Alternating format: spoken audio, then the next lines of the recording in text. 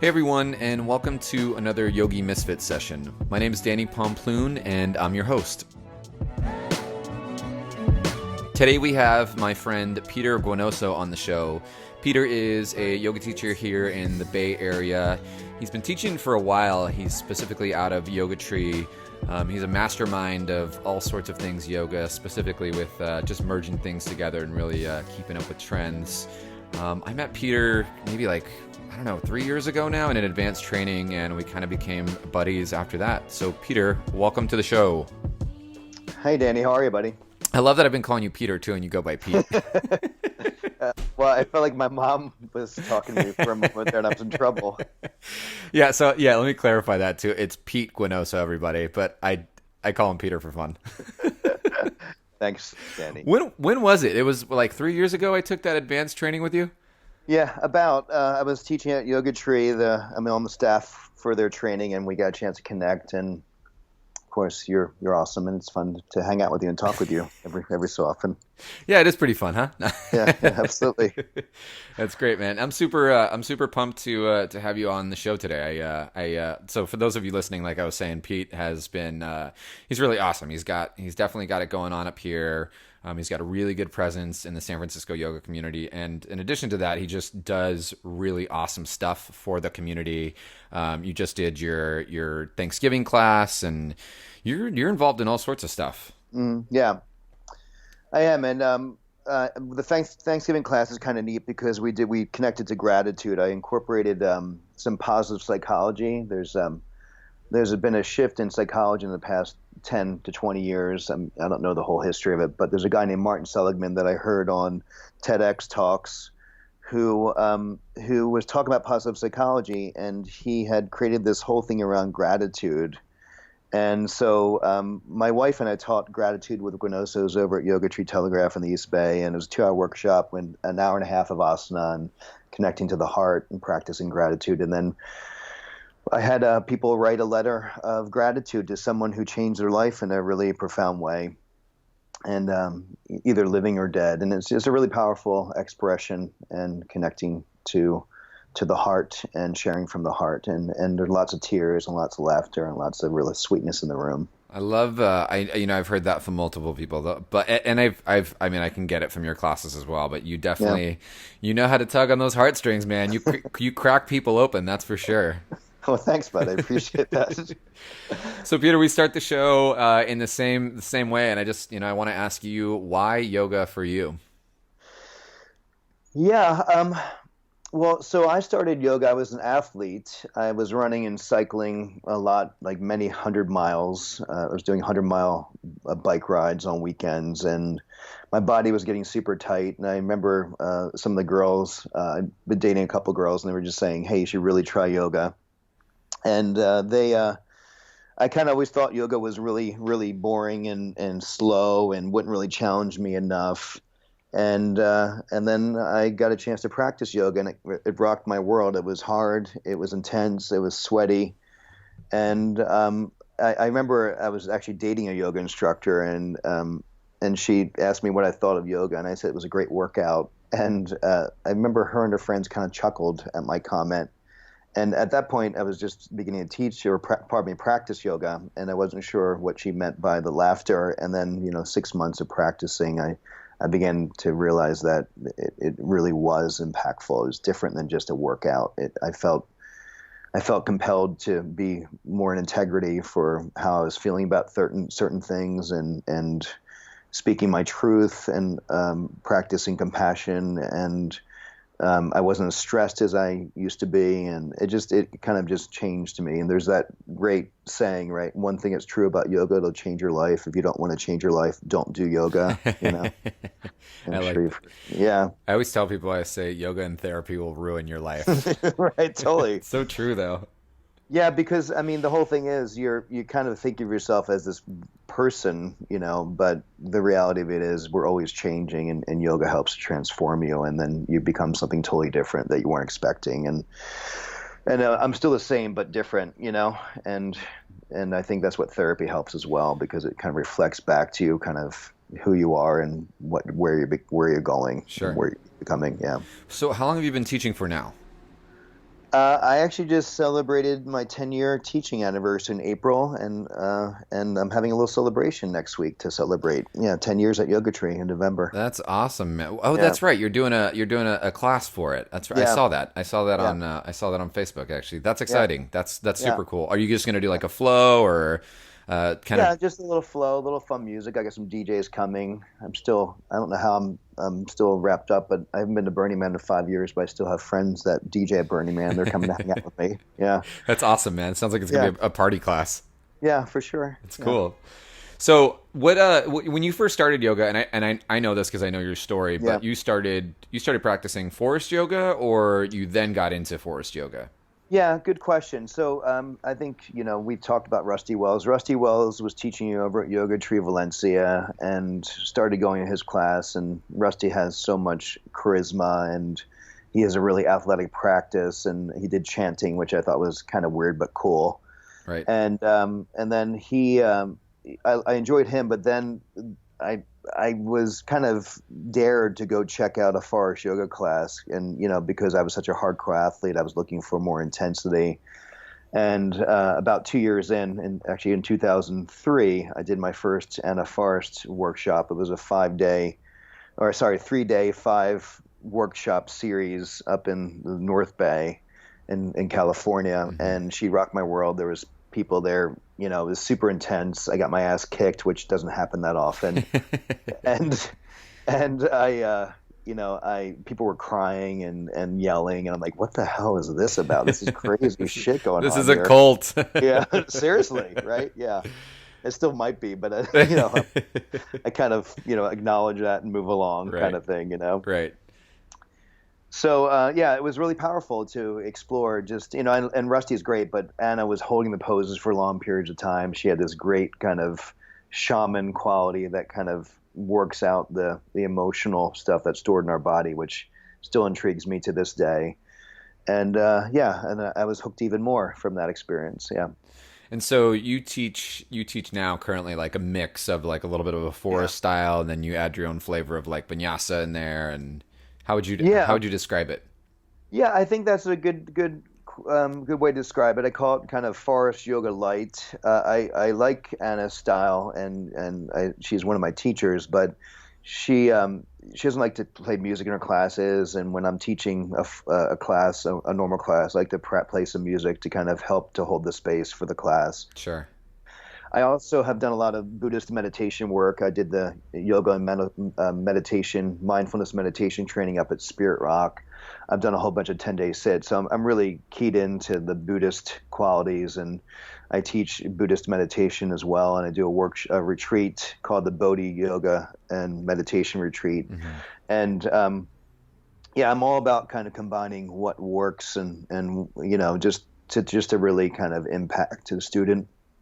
So there's a Buddhist quality to what I'm teaching as well. That's awesome. So it sounds like there's definitely like the movement part of it, but there's also a lot of mindfulness attached to what you teach. Intentionally, yes. Yeah, for sure. That's awesome. Yeah. So, I mean, this is such a great way to segue. I was thinking about, when I was talking about topics, we'll start to talk about it now, but just how yoga has really changed and shifted. For me, I've noticed it in the last, even 4 years, 5 years that Yeah. that I've been teaching, but like, you've seen it change dramatically over the last, 10 years that Yeah. you've been teaching. And, even in your teaching style, how you've kind of mixed worlds of stuff. So, I mean, let's talk about how yoga shifted and what you've seen shift in both the physical practice and then, studio wise, and what you've seen out there on trends, and, what big differences have you seen in yoga? Yeah, well, I mean, I want to bow a little bit to the humbleness around this kind of question, because I've been around the community for about 15 or 16 years, but only teaching for 10. So I know there's other more senior teachers that can give a little bit different answer. But I appreciate the question, but just know this is from my perspective. Sure. So bear with me. Sure. Yeah. The This is this is the final word. right, totally good. No, not at all. Right. So, I think that what I find interesting is that we have these lineages that came from Krishnamacharya, right? We had from 20 years ago, it was mostly Ashtanga and Iyengar kind of experiencing in the practice, and then I think people started shifting away from that to explore different ways and how the body works. And the way I kind of liken it is, the mind is like a coyote, and if you ever I've been around a lot of coyotes, strangely enough. I used to live down in Southern California. That's a whole nother show. Right. Right. Seriously. But, the idea is that you've seen the coyote and the runner cartoon, Yep. but you have to be like trickier than the coyote to catch him. Right. And so the mind's like that as well. And so I think what people have done over the years is shift the needs of the practice to meet the student or the mind that shows up on the mat.